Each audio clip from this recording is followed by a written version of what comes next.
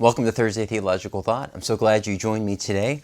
We're continuing in our series on the Gospel of John, where we're highlighting one significant feature from each chapter. This week, our focus turns to John chapter 11. This would be another very significant chapter in the book, especially with Jesus' pronouncement of his fifth I am statement in John chapter 11, verse 25, where Jesus says, I am the resurrection and the life. Of course, there are a total of 7 I am statements made by Jesus in John, and in the Bible, the number 7 is very significant. It denotes perfection and completeness, coupled with the I am declarations, which continually point us to the fact that this Jesus is the one true God who revealed himself to Moses in the burning bush in Exodus chapter 3, all of it telling us that Jesus is God in the flesh, who brings the perfect mercy, perfect comfort, forgiveness, and here in chapter 11, resurrection life. The context, as you may remember, of these words is the death of Lazarus.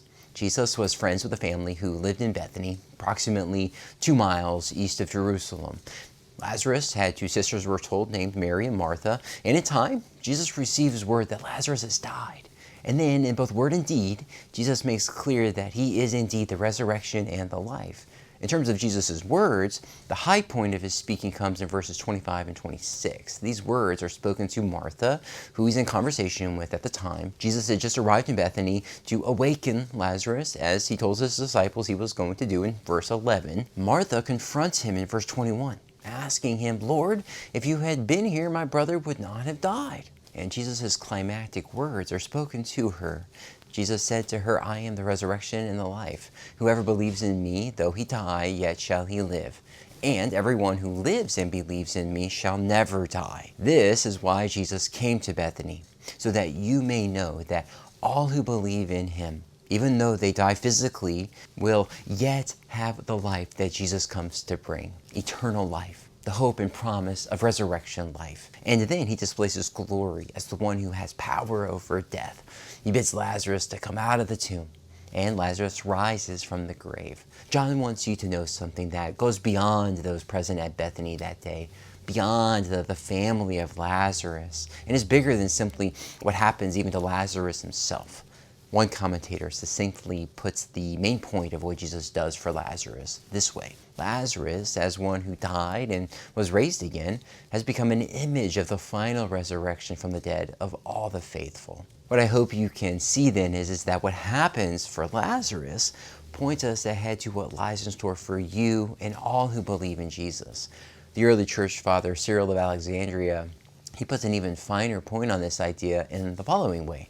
He performs the miracle on Lazarus as a kind of type of the general resurrection of the dead.